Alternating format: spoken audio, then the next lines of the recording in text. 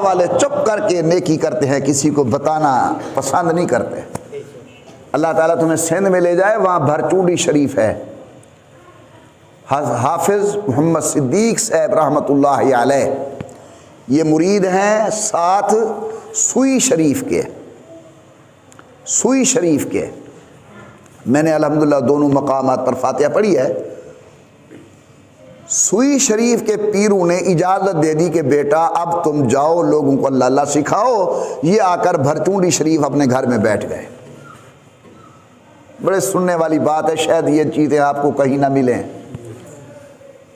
مسجد بن رہی ہے،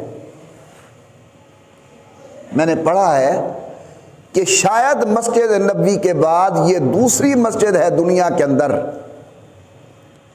جس کا گارا بنانے والا بھی وقت کا ولی، جس کی اینٹیں بنانے والا بھی صاحب نسبت، جس کا مستری بھی صاحب نسبت، اور جس کا مزدور بھی صاحب نسبت۔ سوئی شریف کی مسجد بن رہی تھی۔ صبح جب ہوتی ہے تو سب دیکھتے ہیں گارا بھی بنا ہوا ہے اور اینٹیں جو ہیں وہ دیوار کے قریب لگی ہوئی ہیں تاکہ صبح سویرے یہاں سے کام شروع ہو جائے، اینٹیں اٹھانے کا وقت ضائع نہ ہو۔ گارا بنا ہوا ہے۔ اب سب حیران ہیں کون ہوگا۔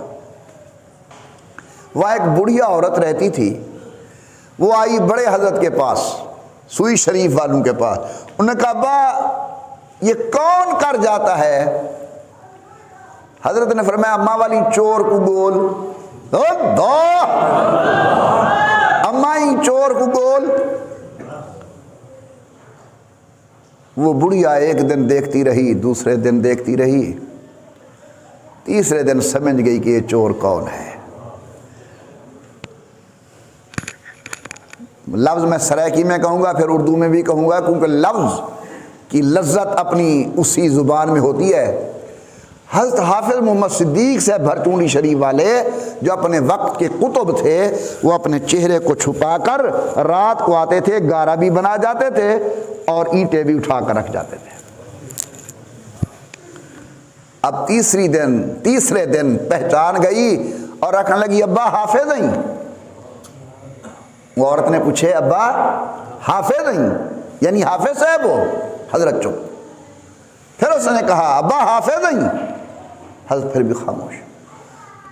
تیسرا جملہ بڑا عجیب ہے اس عورت کا، وہ کہ وہ حافظہ بھات اچا گئی سوئی شریف دی تے ایک کیری بھی چاون آیا کھڑی، یعنی فیض تو سارا لے گیا، تو آگ تو لے گیا تھا پہلے عشق خدا بندی والی، اور جو یہاں کیری بچی ہوئی تھی وہ بھی لینے کے لیے آیا ہوا ہے۔ پھر پتہ چلا کہ یہ کون تھا۔